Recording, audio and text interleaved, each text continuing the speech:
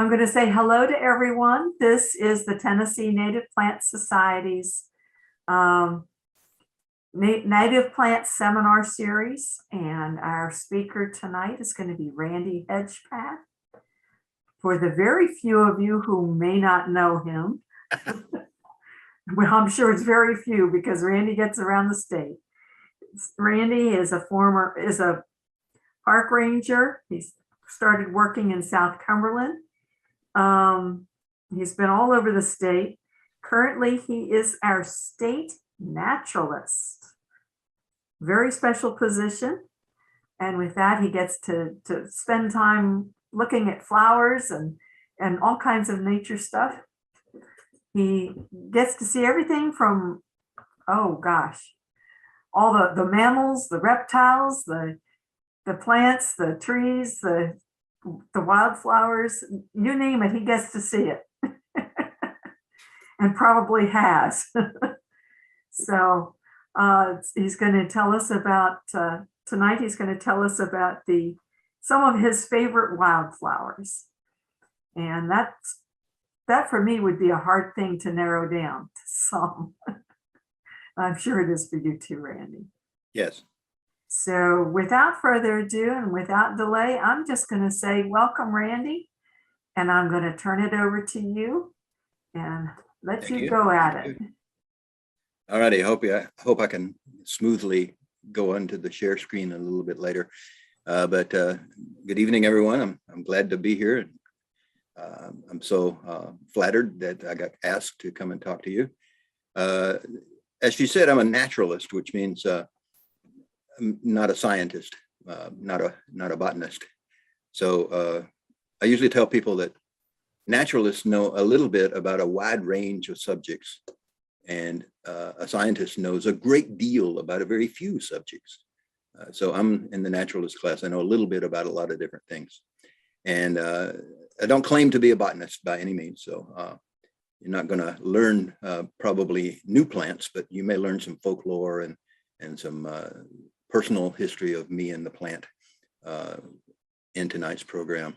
And if you have anything that I say that is not correct, please send me an email or a message, later on.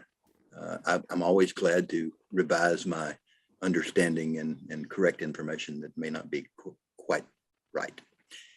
So I'm going to try to share screen now and go to my picture show. I'm going to show you pictures of plants and things and tell you things about them. Here we go. And I want to go back. Yeah, there we are. Okay, so you're looking at this and you can probably figure out that it's an aerial view of Burgess Falls near Cookeville, Tennessee. And it's in the snow and there's nothing in bloom that day. So what am I doing? Have I got the wrong program in? No. I start out this way, showing you before the growing season. It looked like, well, last weekend, it kind of looked like this. But very soon, well, let me go back. There was somebody from Arkansas. I spent a little time in the Missouri Ozarks. I worked for the Ozark National Scenic Riverways. This is the Falling Water River in the picture. I was on the Current and the Jacks Fork River over there. And we gave out information in our visitor center, these placemat things that had lots of information and a map. And it had a list of wildflowers on it. And there was, spring and a column of flowers, summer and a column, fall and a column. And then it had winter and one listed. So I went to the boss saying, I know I'm a seasonal, but I'll come back in the wintertime to see this unique flower that's only here in the wintertime. And he laughed. I said, what's so funny? He said, well, we put that on there, but it's not really a flower. It's an ice formation. They're called ice flowers. And in the wintertime, you see these. There's a plant called a wing stem that has a hollow stem and moisture inside of that on those first or subsequent nights when it's below freezing the entire night, that moisture in that stem crystallizes out the broken end of the stem or out the side. So even in the wintertime, you might think, no flowers out today, but there might be ice flowers out there. Well, let's get to some real flowers.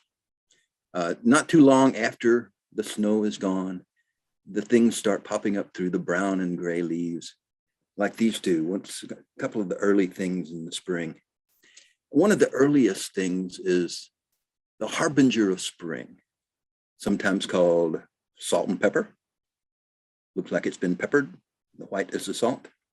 This is a relative of the carrot, Umbelliferae family, I believe it is.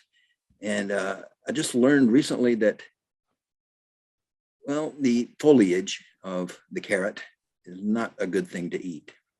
It's a little toxic. And I was thinking that the harbinger of spring would probably be toxic too, but I read recently where the root, like the carrot's root, can be eaten or cooked and eaten. So this plant I've seen blooming really early. It's a harbinger of spring. It don't have to be spring for it to come out. It can be February. So I've seen it in Savage Gulf on February 20th. So one of the early things to come out. And this is one of my very favorites. It reminds me of the mountains. The slopes underneath the bluffs will sometimes have growths of this. It's called the trailing arbutus. I think it may be the only member of the azalea family that is a vine. And it has these little clusters of white flowers underneath that are so fragrant. There was a guy in Beersheba Springs, Tennessee, who became a poet, Grundy County. Not many Grundy Countyans become poets, but Leonard Tate was one. And he wrote a poem in remembrance of his mother. And he called the poem Trailing Arbutus. And there's a line, or a couple of lines in there, quoting his mother. The lines are, "Please, son, I know it's that time of year. Can you go out and get the flowers of the arbutus and bring it in for me to smell so I can one more time before I go smell the most wonderful fragrance of our mountain." What a nice sentiment that is, for sure. So when you see trailing arbutus in the next few weeks, you might want to sniff it. And to sniff it, you have to get in a compromising position, usually prone on the ground. It's a very low growing plant. Please don't pick it and pick it up to sniff it. Get on the ground on your belly. And here's a plant with a kind of a scary name. It's called bloodroot. And it has the flower come up first, and then the leaf comes up clasping around the stem, and you can see the sap over there. If you do a little digging around it and come up with one of the roots and cut it, it has a kind of an orange red sap that drips out like blood. Wouldn't you want to rub that on your gums?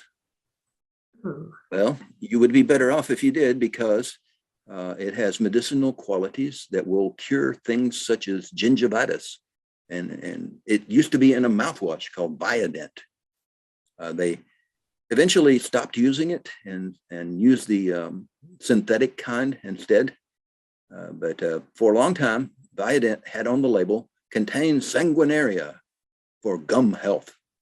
Sanguinaria, the scientific name for this plant, refers to blood.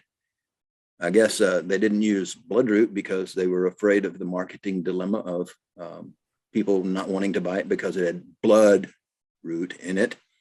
But I guess they had to write off their Spanish-speaking customers, with sanguine being referring to blood too. That might have kept them from buying the product. Oh, by the way, this is a terrible one to play the little game.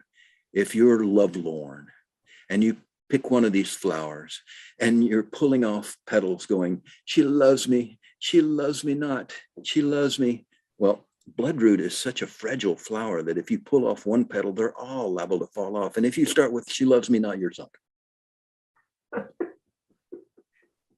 All right, here's a cute one.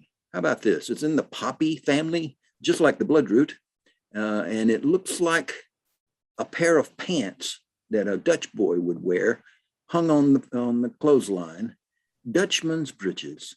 There's a good growth of this along the side of the old road at Radnor Lake that I always went out to see in the springtime.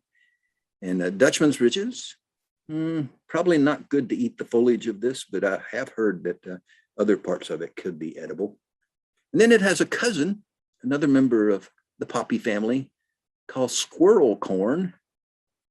I always thought it was because the flowers look like kernels of corn, but I hear that the roots actually have tooth-like growths on them that look like maybe some teeth. So squirrel corn, or I've related these to when I had teenagers or young ones along. I said, don't that look like hip hop pants, the low riders? Oh, and here's a tradition that I always observe. When these leaves come up through the forest floor, the leaf litter, the first speckled leaf I see in the spring is usually down on my property behind the pasture. And as soon as I see it, I eat it. They are delicious. One of my favorite wild edible plants, the trout lily, or I've heard it called fawn lily because it looks like the speckled back of a fawn. And we have 3 species of this in Tennessee. We have this one, it's called the yellow trout lily. And then we have a white one. And if you want to see the white one, my recommendation is to go to Cedars of Lebanon State Park and take the Cedar Forest Trail.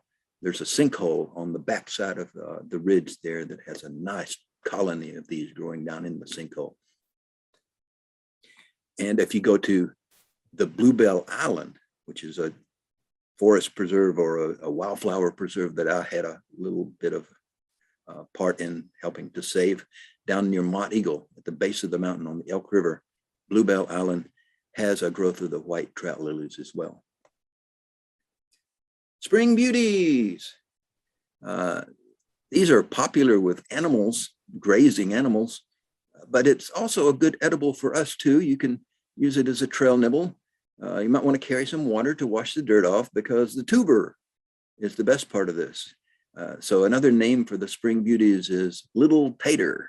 You dig it up, it's about the size of a dime, and brown skin, white meat inside, and raw, they taste a little bit like a radish maybe, but you can cook them and make them more even flavored. I recognize these by the lines on the petals.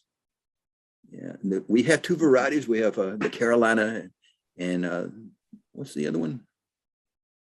Virginia. Virginia. Hey, am I forgetting Virginia? I'm talking about Virginia a lot earlier. The spring beauties.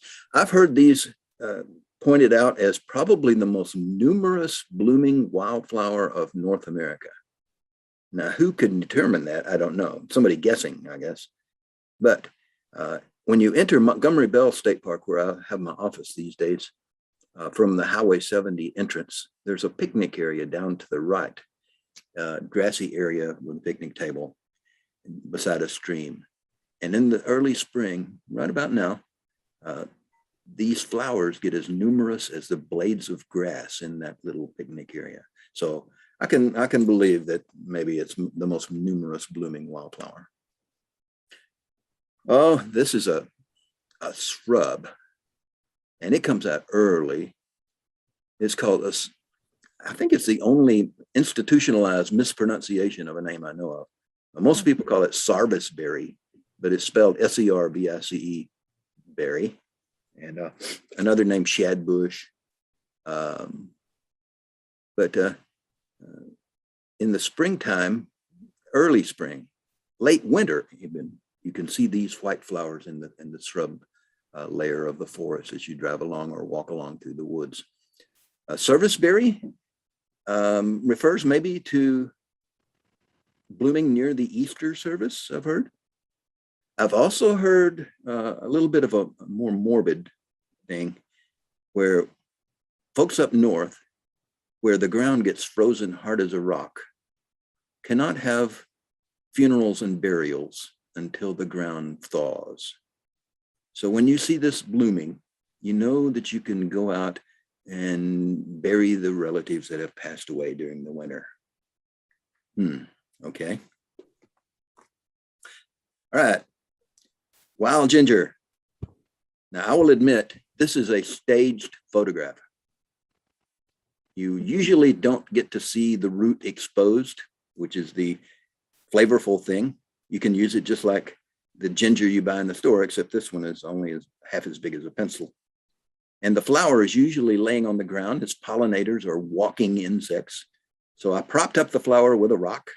I pull the leaves back out from around the root, and the leaf is there. So you can see all the three features of the wild ginger. One of my very favorites. The smell of the root is just wonderful. And this thing looks like it's wilted. Somebody forgot to water it, I guess. Huh? No, there's water droplets on there. See? This is bellwort or bellflower. And the most distinctive thing about this is edible, but the most distinctive thing is not the flower, but the leaves. This is called perfoliate bellflower. And you see the leaf is completely surrounding the stem of the plant. Perfoliate bellwort. And when I was a college student, I had the fortune of getting an internship at Land Between the Lakes. And I led a lot of kids on nature walks. And I didn't know a lot about nature at that time. I was still learning. So walking around in the spring with these fifth graders from I think I talked to every fifth grader from Murfreesboro, but we saw a lot of these flowers along the way. So this I remember as being the first flower that I took a picture of. In my mind, I took a picture of it too, and went and got a field guide and looked it up and found it out. A flower that I learned from a book after seeing it in the woods, the fire pink or the catch fly. And I've had a debate with some folks about whether it's an insectivorous plant, but I think the consensus is usually no, it's not. It's just sticky, and bugs can walk down into the flower there and get caught, but they can usually free themselves and get away. And a lot of people, me included, were perplexed by the name pink. But the reason for that is pink means something besides the color. Instead of a light shade of red, pink also means cut. So if you look at the end of each petal, you see the cut, which is the pink. Pinking shears, you might have heard of. Cutting shears or pinking shears. Pink means cut. It meant that for hundreds of years before it was used as the light shade of red. This is one of my very favorites because I have that memory of learning it. I learned a lot of wildflowers from my grandfather when I was a kid because he would point them out in the cornfield and have me cut them down with a hoe. A lot of great wildflowers were weeds to Grandpa, and I learned several plants that way. Violets. Violets, the symbol of love. I think especially in Europe, because the common violet, I think, came from Europe, and it has heart-shaped leaves. So it's a symbol of true love. If somebody gives you a bouquet of violets and you don't care for that person, you may be in trouble because it is a symbol of love and they just did that. Oh, no, thank you, you meant to say. But to get kids to remember this one, oh, here's a kind of a hybrid I've heard, the common blue with some of the white on it. I've heard them called Confederate violets from afar. They look kind of gray, but I believe this is a hybrid. Somebody can correct me if I'm wrong here. And then roses are red and violets are blue is not always true. Here is a white one, the lance leaf violet. And this is a one that I've seen in Savage Gulf growing 2 feet tall. This is the Canada violet. And how do you remember violets? This is the way I do for kids to help them remember. you're looking at the flower there, you see there are two petals up, then there are two petals down, and then one in the middle. So this flower is a billboard for pollinators. It's trying to get them to come in. The two petals up are waving at them, hey, come on down. And the ones going sideways are saying, come on in, here's your eat it violets. And here's you a landing strip, the one in the middle. And as a matter of fact, the landing strip, those lines on there, I have read are a little bit warmer than the rest of the flower. So bugs that can see in the infrared, this is a neon billboard. And it's saying, eat it violets, eat it violets. Oh, roses are red and violets are blue. Some blue violets are delicious, full of vitamin A and C. Some white violets are good to eat too. But I've heard you eat the yellow violet and you'll get a stomach ache. They're not good to eat, probably a little toxic. Here's a plant that I think is misnamed quite terribly. It's called rue anemone, and the flowers look like anemone, but it's not anemone. And the leaves look like rue, but it's not a rue. So it's a liar, right? A more unique name that I've used is windflower, which is explained by the stem being very stiff and just your breath. Trying to take a picture of this, I learned that your breath, even if you're breathing normally, can make this plant just dance all over the place and be hard to get a picture of. So you had to hold your breath to get a picture of the rue anemone. Buttercup family. Here's a buttercup. Sounds wonderful, right? Buttercups like Reese's? No. Buttercups, as far as I know, most of them are pretty toxic. Oh, here's a plant that is coveted by a lot of folks. I know some places around Montgomery Bell where you can find the golden seal.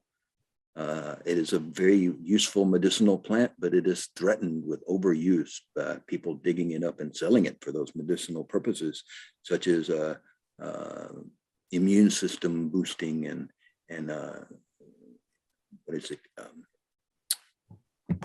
germicidal kind of thing. Golden seal. I'm not going to tell you where ours are located.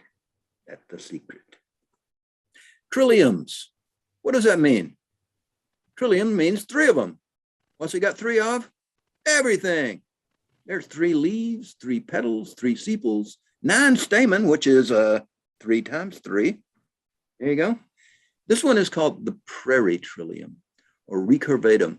The flowers there kind of recurve, or the sepals, I think, recurve down underneath the leaves. Prairie trillium. That's the only trillium you will find if you're over in Memphis. Go around Shelby Forest and you can find this one, but none of the other trilliums. So it's a more widespread, I think. Prairie trillium, probably because it goes further west in Memphis. But here at Montgomery Bell and Warner Park, other places on the western Highland Rim, in West Tennessee, in Decatur County and Hardin County, down into Mississippi and Alabama, we have a unique trillium here called the twisted trillium. And when I purchased our home place here in Dixon County, I found out that there were a lot of trilliums growing on the bluff above the creek that makes one boundary of my property. And I was thrilled to see the trilliums there, but I didn't know what kind they were. I knew they were mottled leaf or toadshade or wake robin kind of trilliums, but it took until the next year for me to find out they were all twisted trilliums, and I got about 100 of them. That's great. I love the twisted trilliums. This is not one that you want to sniff. It smells pretty horrible, but unique to the Western Highland Rim, you might say. Twisted trillium. Here's the Southern red trillium, which is also called the wake robin. And this has a bad smell too. And you go down into the Savage Gulf, into the Collins Gulf area, and you can find these blooming there. But the whole mountainside seems to be covered with these Trillium grandiflora. And then there's this one, which is kind of not like the others. If you see all the trilliums pictured together, this one will have a different habitat than just about all the others. I found it growing the first time at Franklin State Forest on top of the Cumberland Plateau in a kind of a dry area, dry habitat, which I didn't remember any other trilliums growing there. And I'd never seen this anywhere else except there at Franklin State Forest. So I called my friend up, the state botanist, and I said, Todd, guess what? And he says, what? I found a trillium that I haven't seen anywhere else. It's probably a rare species, huh? And he goes, well, maybe. What is it? I said, as far as I can determine, it's a Catesby's trillium. Period of silence. And he says, why do you think that's rare? I said, well, I've never seen it anywhere except at Franklin State Forest. That's kind of a restricted range, right? Period of silence. And he comes back and says, Randy, you don't go hiking much in Alabama and Georgia, do you? No, I don't. Well, if you did, you would find out that Catesby's trillium is pretty common down there. So we just have a little bit of the edge of their range coming up into Tennessee. And I think they also grow in Cades Cove and areas over in the Smoky Mountains. Here's a plant with two extreme names. How about if it grows next to your barn or your livestock eat this, they will get covered with lice. So it's called lousewort. Or it is the most divine plant. It grows on the side of the Mount Olympus. It's the thing that the gods eat. It's called the woods betony. Well, take your choice. Either food of the gods or a harbor for lice. Yes. One of my favorites. In the Ozarks, there was a different colored species, which I don't remember if it's a different species or just a variation. But it looks like a little fern. And a good place to see this, if you go down to Manchester and walk the enclosure trail around the top of the ridge there on the southeastern side of the peninsula, there's a lot of this growing beside the trail.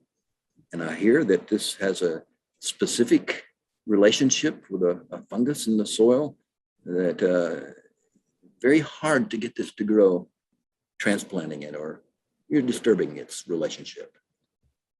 Here we go, the bluebells. This is a shot from the Bluebell Island. Bluebell mertensia, one of my favorites, and I was thrilled to find bluebells growing on the side of my property here in Dixon County. It, I think, is the epitome of the spring ephemeral. It is a plant that comes up as soon as it can in the spring without getting frozen. And then by the middle of April or the last of April, it's turned yellow and gone away. So a month a year, all it has to do is work for 1 month a year. Sounds like a great job. Bluebells. And here is purple Phacelia. My background shot here is a whole bunch of the purple Phacelia. It seems to be able to grow where there's no soil, just leaf litter. It can grow. And I've heard people complain about the smell. It has a rather unpleasant aroma.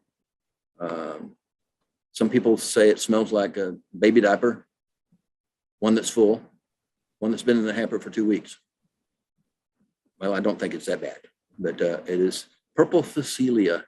And I learned a very important lesson. When I was a rookie ranger, I went to Collins Gulf and I saw this site that I got a picture of behind me here. And I thought to myself, oh, this is where I need to lead a hike next spring. So next spring came. I advertised a hike. I had a bunch of people show up. We walked down in there and there was not a single Phacelia anywhere in sight. I was perplexed. And I went back and tried to find out what was going on.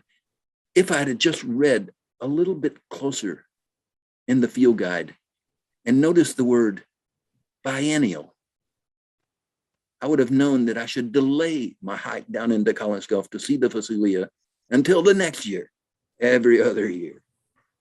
And us, you can see these probably in different places. They're not all coordinated with the same 2-year rotation. I think the ones in the South Chickamauga or the North Chickamauga Creek area of the Cumberland Trail bloom on a different rotation than the Collins Gulf.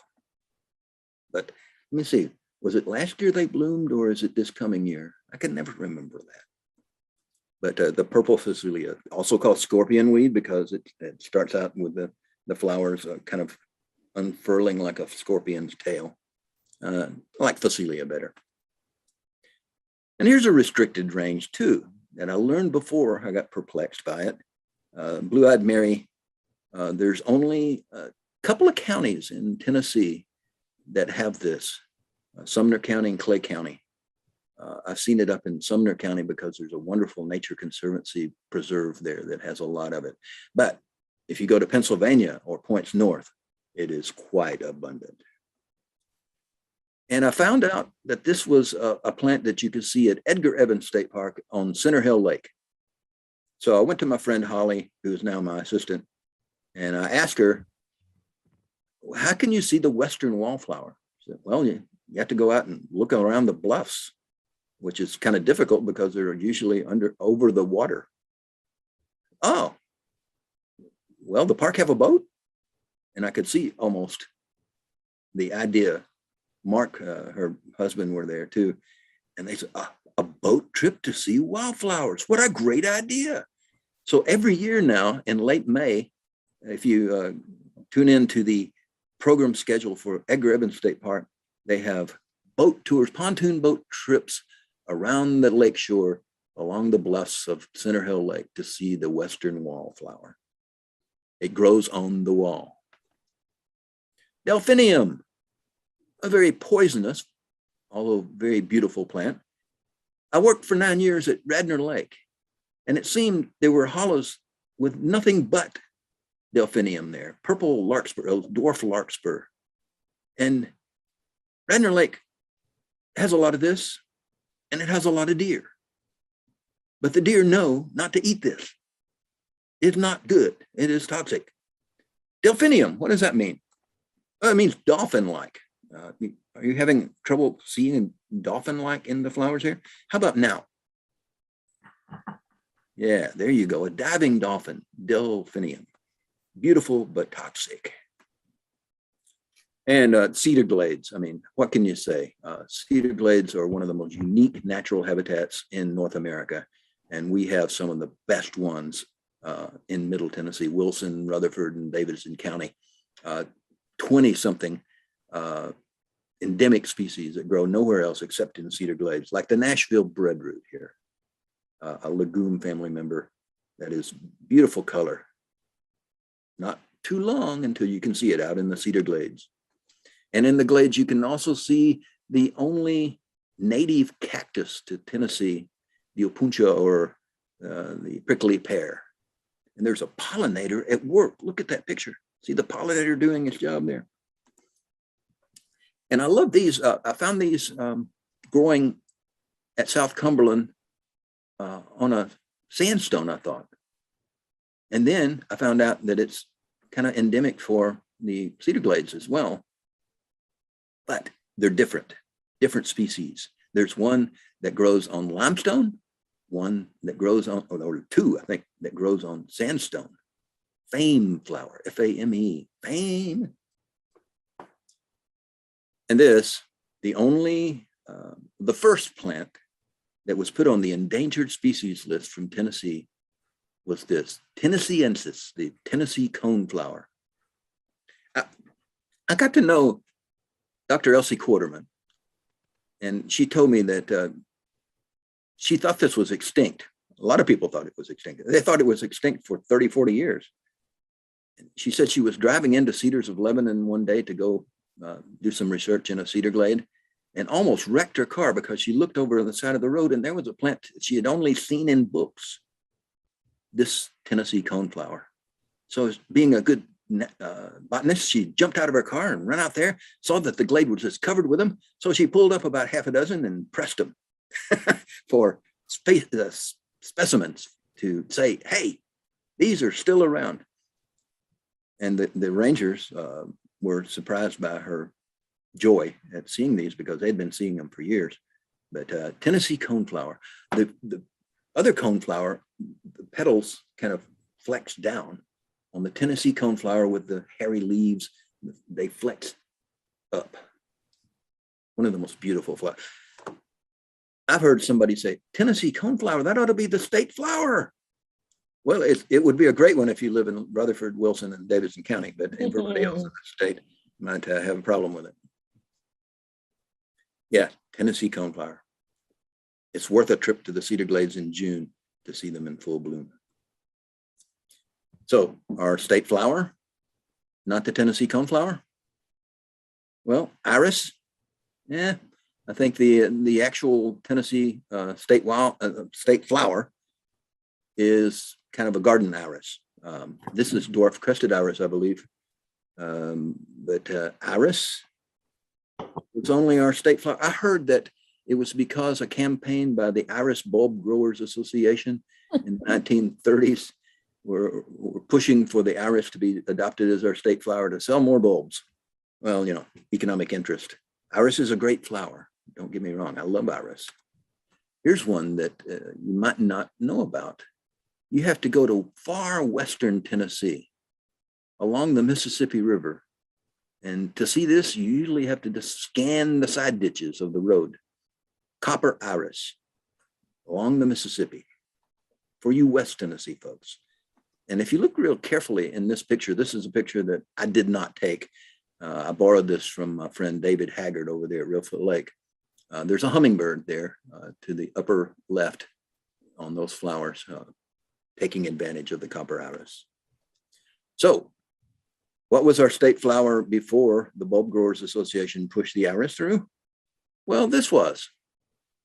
And now we call it our Tennessee state wildflower, the passion flower. My grandpa called it the maypop because it grew in the corn and I had to hoe it down. And it had a fruit on it, kind of the size of a ping pong ball. And you could squeeze it and it may or may not go. So the maypop or the apricot vine. And it has two beautiful butterflies that depend on it as their caterpillar source of food. The Gulf fritillary, one of the most beautiful, I think, butterflies of our area depend on this plant. Passion flower, you might have not know that the early Jesuits, I think it was, saw this plant and when the botanist brought it in and saw the symbolism of the passion play of Christ. You got the three nails, you got a line of blood around the bottom there dripping from the nails, and the petals around are the crown of thorns. So seeing all that, they declared it the passion flower. Thinking of state things, what about our state tree? Our state tree has a wonderful flower too. Tallest growing living thing in Eastern North America. Member of the magnolia family, not a poplar at all, but it is a great state tree in my opinion. That big, terrible picture of the flower there. They're much more beautiful than that. But this is a picture that I borrowed from somebody. The tulip poplar, our Tennessee state tree. The only other liriodendron that I've heard in the world is in China. So how do we have a liriodendron here and one in China? Apparently, they may have evolved from a common ancestor back when the continents were closer, even connected together. Now here's another magnolia. Big flower, sometimes 12 to 14 inches across, I've heard. This is the umbrella tree magnolia. It looks exotic. When you're walking around Fall Creek Falls, if you go down on the Pawpaw Trail and take the bridge across Rock House Creek, there's some right above your head there. And you look up and see those big leaves and it looks really exotic. Well, I wanted to tell my Bertha Kreisberg story. She told me that when she was a young naturalist, she had a job at a summer camp in North Carolina. And she had gotten her campers to bed, and she thought she was going to have a nice steam releasing swim in the lake. So she goes down to the lake in the dark, take her clothes off, goes into the lake, swimming around. When she comes back out, her clothes are gone. She said she was perplexed for a minute, but she looked around and saw these big magnolia leaves. And then she found a little vine nearby. So the people the campers that had stolen her clothes were waiting back at camp. And when she walked into camp, all the lights came on, and there was Bertha standing there completely clothed in magnolia leaves, saved by the magnolia. Oh, the ladies, they're acting a little shy here. We're getting into the orchids family now. This is one that I fell in love with when I was at South Cumberland because it grew so commonly around the coniferous forest under the hemlock trees or the pines. Yeah, when they get open, the pink lady slipper. And I think this plant can take revenge on those folks that dare to dig it up and try to transplant it. Well, it'll die. And it'll get you too. I've heard that the leaf can cause dermatitis like poison ivy. So there, take that. And different lady slippers and under the oaks and hickories of Lost Cove, close to where I used to live at South Cumberland, I would find the yellow lady slipper. And other orchids, the yellow fringed orchid we had at the visitor center at South Cumberland, growing underneath the power line. Yellow fringed orchid, I've heard it called. I always called it the orange sherbet orchid. And then I got my name in the annals of the natural areas or the natural heritage part of our department by reporting the location of the one on the right there, the white fringeless orchid, Plantanthera integralabia. And here is one of the most common orchids in Tennessee, the cranefly orchid, which this time of year, this is what you see. A leaf that looks like seersucker fabric. You turn it over and it's deep purple on the bottom. I hear the purple may be some sort of chemical that helps it keep from freezing.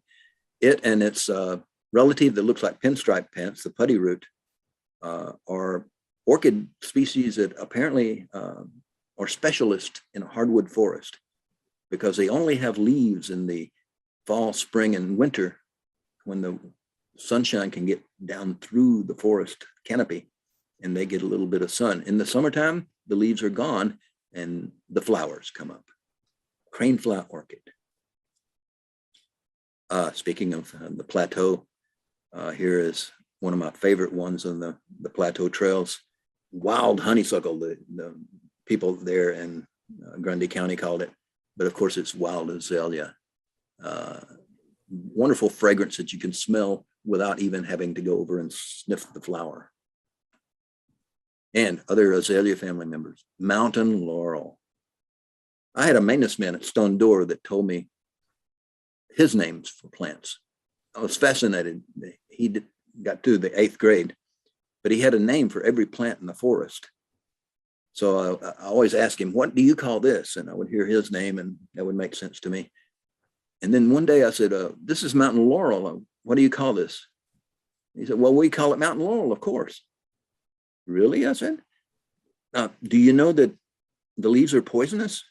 He goes, oh yeah, but we used to feed it to our hogs. So I was kind of taken aback. Why would you do that, Preston? He said, well, we just feed them a little bit, see what would happen. When they started staggering around and acting real drunk, we knew we'd fed them enough. That's really weird, Preston. Why are you doing that to your poor hogs? Well, we had to do it because they weren't gaining any weight. And if you feed these leaves to them, that'll kill them worms inside and your pigs can get fat. The old time hogwormer. Of course, this is not very safe. You occasionally lost hogs with this kind of worming, but it is a way that they used to do that. The rhododendron coming up in June, somebody requested lately, yesterday, somebody requested me leading them up to the top of the Roan Mountain, where there's another kind of rhododendron. This one is maximum, I believe. One of the easiest scientific names to know. The scientific name for the biggest rhododendron is Rhododendron maximum. And you find this along streams in the lower elevations. And then you go up to the top, and the Catabiense, or the Catawba rhododendron covering the mountaintop, is one of the most spectacular things. Some people have asked me, can you do a top 10 list of nature experiences in Tennessee? And always included in that is go to the top of Roan Mountain in late June and see this in full bloom over the top of the mountain. It is spectacular. Here's an azalea that has very little smell. It doesn't need a whole lot of smell. I think it attracts its pollinators with this intense color, the flame azalea. And you can find this in balls on the top of the Rhone and down into the Smokies as well. This one, though, has a definite aroma. I love to show this to kids. And I say, look at this, it's maple leaf viburnum. And it smells kind of funny. And I have them sniff it, and they usually describe it as, whoa, that smells like dirty socks. Yeah, sometimes pollinators are attracted to the foul smells like this one. Milkweeds. The monarch butterfly depends on the milkweeds. And this is my favorite. A lot of people prefer this one too. The butterfly weed, it's called. The orange flowers. And here's the regular coneflower. See the petals kind of hanging down underneath the cone? That's the regular purple coneflower, echinacea. And a lily family member that, if you look really closely in the middle of the picture there, the flower is hanging down underneath that upper whorl of leaves. It looks like a little spider almost. This is called the Indian cucumber root. And the little white tuber on this is my favorite wild edible plant. It is delicious, crunchy, sweet. Don't dig them on the natural area, but they grow all over the state. I found them over in West Tennessee at Natchez Trace State Park as well. And here's one of my favorites. It's so cute, you know. You lift the lid, there's Jack standing in his pulpit, a Jack in the pulpit. And this is a different view of the same species. Oh, here's I think a different species of the Jack in the pulpit. And here is where I usually stop and talk about my friend and mentor, Mac Pritchard. Y'all heard this story of how Mac discovered a different name for this? Well, I'm going to tell it to you anyway. He told me that he had a program for a garden club maybe in Chattanooga, and he was on his way down there, and he had all day to get there. So he stopped in Tracy City and went for a walk on the Fiery Gizzard. And before long, he looked at his watch and realized, oh man, I've used up all my time. I got to get out of here quick. So he climbed up the side of the mountain instead of taking the trail out, trying to cut across, had a shortcut. And he got to the top of the mountain thinking that he would come out on a road, but he came out in a backyard. And there was a lady sitting on the porch. And as soon as he came out of the forest in his uniform, she stood up and yelled at him, "Wait, what are you doing?" He said, "Excuse me, ma'am, I'm sorry to trespass, but I'm trying to get to Langford Road. Can I go across your yard to get over there?" "What are you doing out there in them woods?" she asked. "Well, ma'am, I'm a naturalist. I'm studying plants. I was studying plants." "Is that so? Well, have you ever heard of an Indian turnip?" And Mac thought for a minute, and he said, "No, I don't believe I remember that name. But can I go across your yard?" She said, "Yeah, I guess you can. But think about it. There's an Indian turnip growing right beside you down there." And he looked down and saw the Jack in the pulpit and said, "Oh, well, ma'am, I always call this Jack in the pulpit." "Oh," the lady said, and she kind of smiled and sat back down. "Well, it's also called Indian turnip because you can eat the root." And he thought to himself, well, really? And curiosity got the best of him. He said, "Can I dig this one up here and see the root that you eat?" She said, "Yeah, go ahead." So he dug it up and he knocked the dirt off of it and he held it up and said, you can eat this?" And she leaned forward and said, "Yeah." He should have known better, but he bit into it. Instantly, he felt like his mouth had been set on fire. He was very much in pain, and spitting, trying to get it out. And he looks over, and there's one of those outdoor spigots, and he went over there, and he turns on the spigot and makes the worst mistake of the evening, because water activates the crystals and causes it to be even worse pain. So he's in terrible pain, and he notices the lady rocking on the porch, laughing her head off, and he's thinking, well, maybe I won't make it to Chattanooga because I might kill this woman. I better not do that. So he gets to where he can talk, and he finally says, ma'am, why did you do that? And she said to him, well, young fella, if you hadn't been in such a hurry, I'd have told you had to cook it first. I think you have to do more than cook it, actually, to get the oxalate crystals out of it. So Indian turnip is kind of a false claim, I think. So let's go into the fall. Yeah. One of my very favorites, the ironweed, grows 8-10 feet tall, beautiful purple color. And it's called that ironweed because of the root being so hard, it's like iron. And then Joe Pye weed even grows taller.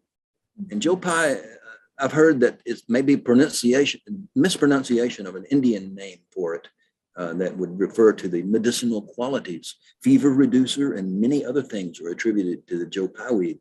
So you find the ironwood on the right and the Joe Pye weed on the left, growing in wet spots in August and September. And that's where you find the goldenrod blooming too, which is falsely accused of being the culprit in the hay fever horror that a lot of people have to go through in August and September. Yeah, the goldenrod is beautiful, don't you think? Well, it's trying to attract pollinators by its beauty. But growing and blooming at the very same time as this beautiful flower is a flower that has very little beauty to it. It is actually wind pollinated, and the pollen falls out in great quantities and blows around in the breeze and up into your nose and causes you to be miserable. So blooming at the same time as the goldenrod is ragweed. Who's the real culprit in the hay fever war? One of my very favorite fruits, the meadow beauties around ponds or in the other wet places, an edible plant you can eat. The leaves are kind of sweet, but the fruit, look at that, it looks like little urns. Meadow beauty, you can find two different species of this. There's the Maryland and the Virginia meadow beauty. This one I think is the Virginia, which is a better color. The Maryland is a little bit pale, almost white. And a fall aster, of course. I think this is a New England aster. I see a couple of leaves back there that are clasping around the stem that tells you that it's a New England aster. I had a friend named Fran Wallace, who was a good friend. She's passed away now. She had an accident. But she and her friends came on my hikes when I was down at South Cumberland, and they grew to love hiking so much they formed their own little hiking club, and they called themselves the Fall Asters. So I said, oh, how cute. Why do you call yourself the Fall Asters? She said, well, we all started hiking late in life, so we're all late bloomers, just like the fall asters. Yes, symbol of the fall, the asters. Also a symbol of the fall, the lobelias. And I love the blue lobelias, the great blue and the spike lobelia.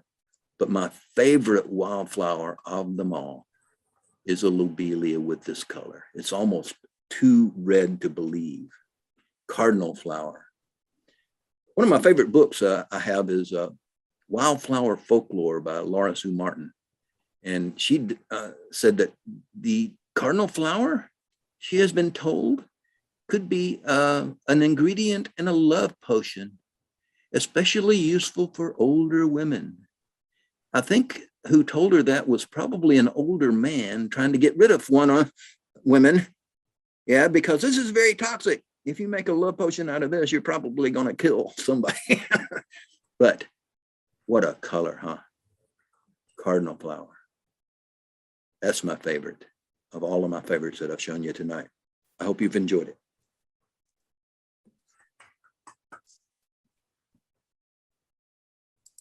All right. All right. That was delightful, Randy. Well, thank And you. that cardinal flower, I have to tell you, when I still lived in Maryland, I was growing it in my backyard. And honest, I think the hummingbirds got in line for it. One would be feeding on it, and there'd be two more, three more lined up, waiting a turn to get to that cardinal flower. They just absolutely love it. Yeah, you look for the cardinal flowers in wet places, places where standing water would be in the springtime is the Yes. likely spot for your cardinal flowers. There's some at Foster Falls down at South Cumberland. It's a pretty common plant, actually. But It is. every time I see it, I get a thrill. Love that cardinal. It's so striking. That, and it's so tall, that also adds to it. The height of the plant kind of catches you off guard. Right. Is there any other comments or questions from anyone? We have a few questions in the chat. Let me see. Bettina, will you help me with this? Yeah. Usually Bettina and I will take turns asking questions from the chat. They're not all questions, I don't think. No, a lot of them are comments about where they're at. Somebody asked the name of the folklore book again. It's called Wildflower Folklore by Laura Sue Martin. Look on my shelf here, see if it's handy. I will show you. Well, can't do that because I'm on the background. But Laura Sue Martin, Wildflower Folklore. Got a lot of little trivia about flowers. When would the white trout lilies be blooming at Cedars of Lebanon? Pretty early. I'd say you need to go now or in the next week or two because it is a real early bloomer. I usually go too late. If you wait until April, you're not going to see it. Okay. Probably the third week in March here, which is what, next week? That would be a good time. Are they found all over Tennessee or just in certain regions? Oh gosh, I can't tell you that. I don't know, but I know they're near Maud Eagle on Bluebell Island, and they are at Cedars of Lebanon. And we did have some, my friend John Froschauer went to approve an area for a bicycle trail at Long Hunter State Park. And he said there were a whole bunch of them out there on a place called Bald Knob near Percy Priest Lake in Long Hunter State Park. So that's another place you can go see them. Okay. And there was another question. What was the name of the scorpion weed? That's the purple Phacelia, right? Yes, it's a Phacelia, Phacelia. That particular species, I think, is Bipinnatifida. Yeah. Double compound. Yeah. And I've seen that all over the place. I mean, it's not just at South Cumberland, but it's at Edgar Evans and Middle Tennessee, around Nashville as well. So it can be found a lot of different places. It's in the same, it's now been placed in the same family as the bluebells. And that scorpion, the Boraginaceae, which is the bluebell family, a lot of them have that scorpion flower shape. Yeah, flower head shape. Okay. The comment is on the white trout lilies. They're blooming right now. Also good stand on the MTB trail at Long Hunter State Park. Right. So. Oh gosh, doing a moss hike.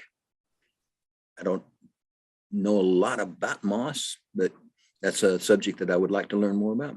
So maybe I can work up one.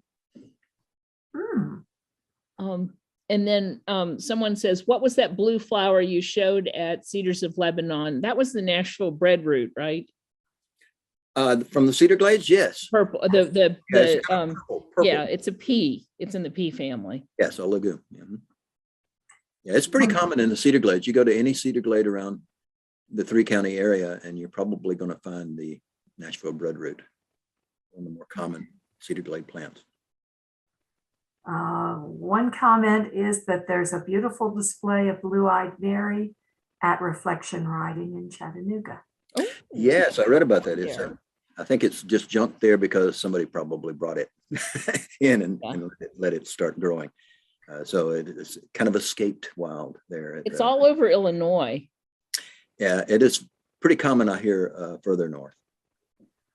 Another comment for that area is Audubon Acres in Chattanooga used to have Blue-eyed Mary too, but they think it's been destroyed. Hmm. So I don't know. Oh, and here's a good question. What wildflower books would you recommend? Tennessee Wildflowers of the Ohio Valley and Southern Appalachians. I have found this book to be the most useful wildflower guide that I've ever seen. When I was at South Cumberland, it wasn't available, of course. So I used the Wildflowers of Kentucky, and the Wildflowers of Kentucky and the Wildflowers of Georgia, a yellow book, were pretty useful, but it talked about locations in those states instead of Tennessee. And it was a long wait to get a Tennessee book, but we got a good one now. Yeah, and it's available. It's available from the TNPS, and it's also on Amazon. But TNPS gives you a little bit of a discount. And it's also available in bookstores and many of the park bookstores. The park gift shops. Gift shops. Especially at Fall Creek Falls. If you look through the books at Fall Creek Falls, there will be one in there.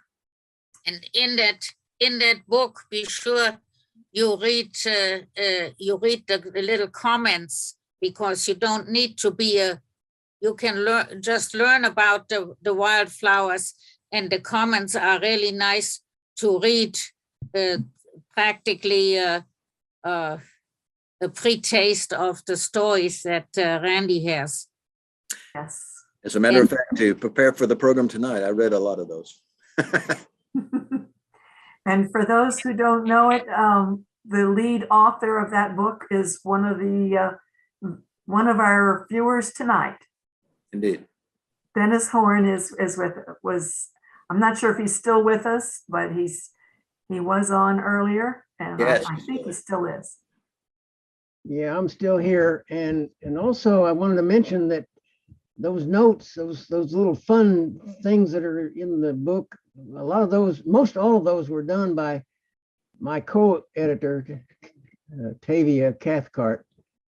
She that was her main contribution to the book, and it was a good one.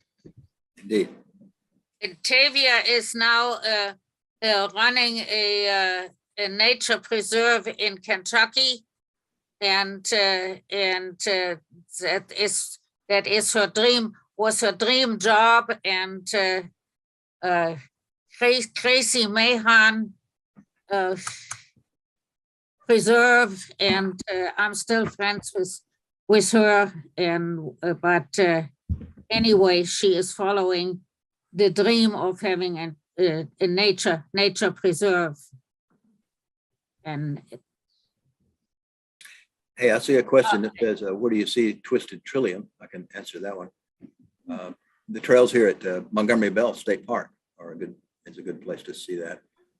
Also, the hiking trail, horse trail along the side of the Natchez Trace Parkway is also a good place to see the twisted trillium. So on the Western Highland Rim, there are several good places. Even at Warner Parks, the Warner Parks have some too. And anyone who is studying the wildflowers more in depth, go by the scientific name. If you can't remember it right away, they all fit together, as the common names don't fit together. So they don't fit together. So this and the scientific names are all over the world the same. So I can look up in any book, language, or painting, or whatever. And so start with Taraxacum officinale, the dandelion. Use that as a base, Taraxacum officinale, and it literally says what it is. And when Randy was saying the common names, it sometimes got me over the loop, because I'm supposed to know the scientific names just like that. And, so it kind of, but, and also with the species, with the one, the little dentaria here that so it all, all fits together. If anyone is a member of the Georgia Botanical Society and their great trillium books around, and just recently in their magazine from last Tipularia magazine, they reprinted a Trillium article by Tom Patrick, who is deceased now. But so this way you can delve into the depths of the botany. Okay. One last question is, do you or the state natural areas post on Facebook where people might see things blooming at a given time in the various parks and natural areas? No, that's a great idea, and I'd like to see that, but it doesn't presently exist. You kind of have to go by the field guide and see when it's going to bloom, and trust your judgment on that. There is a Facebook site called What's Blooming Now in Tennessee. Great. That is a great resource of, people post pictures at the time they're blooming, and I wasn't you aware get of an that. idea. Yeah. Great. We also have our wildflower hikes. I'll put in a plug for Bart and all the work he's done to help schedule these hikes. We've got about 13 hikes this year. Yeah. And they are to see plants that are blooming, so in places that they're blooming. So that's a big help for folks. If you just want to get in on one of our hikes, you will see blooming wildflowers. I've got lots of them planned for myself as well. Norris Dam and I'm sure. Old Stone Fort and South Cumberland I've got coming up.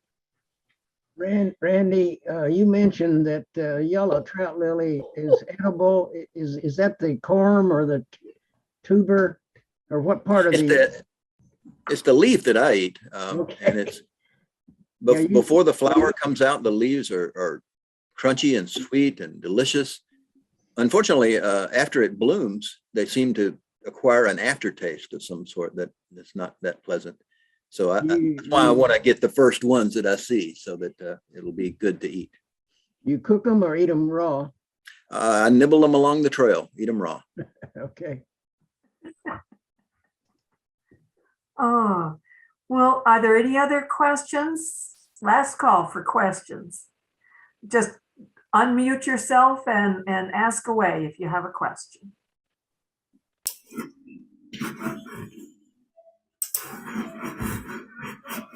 Randy, my name is Joni Weinrad. I'm a member of the Wilson County Master Gardeners. Yes. And I guess you have spoken many years ago at our meetings. Mm-hmm. I Remember, yes. Yes. How am I able to contact you for future meetings? Well, you can email me at randy.hedgepath@tn.gov. At what? TN. Like EN? and Okay. .gov.